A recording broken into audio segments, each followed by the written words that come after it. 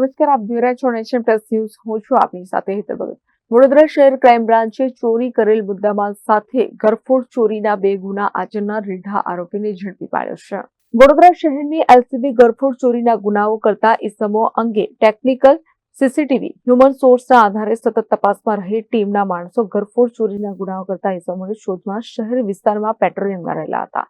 જે દરમિયાન ટીમને માહિતી મળી હતી કે નહેરુ ચાચા નગરમાં રહેતો લખનસિંહ સિકલીગર તથા તેના મામાનો દીકરો ભગતસિંહ ઘરફોડ ચોરી કરેલ છે અને આ બંને હોન્ડા શાઇન બાઇક લઈ ચોરીના ઘરેણા વેચવા નીકળેલ છે. તેઓ કિશનવાડી તરફથી અજબડી મિલથી પાણીગેટ ભદ્ર કચેરી પાછળના રોડ તરફથી માંડવી ઘડિયાળી ફોડ જનાર છે તેવી માહિતી મળતા ટીમ વોચમાં હતી. તે દરમિયાન 2 ઇસમો માહિતી મુજબની શાઇન મોટરસાયકલ તેઓ પસાર થઈ રહ્યા હતા. આ બંને ઇસમોને રોકી, જેમાં લખનસિંહ શેરુસિંહ દુધાણી અને ભગતસિંહ રંજનસિંહ ઉર્ફે કાલુસિંહ બાવરીને રોકી તેમની પાસેથી થેલીમાંથી એક ઓપ્પો મોબાઈલ ફોન, ચાંદીના સાંકડા 4 જોડી, ચાંદીના સિક્કા 6 અને સોનાનું પેન્ડલ મળી આવતા આ મળી આવેલ સોના ચાંદીની વસ્તુના આધારે પુરાવા અને બંને ઇસમો પાસે ન હોય, જેથી આ બંને ઇસમોની સઘન પૂછપરછ દરમિયાન તેઓ પાસેથી મળી આવેલ સોના ચાંદીના દાગીનાઓ 15 દિવસ અગાઉ વડોદરા શહેરના હરણી અને બાપોદ પોલીસ સ્ટેશન હદ વિસ્તારમાં ઘરફોડ ચોરીમાં ગયેલ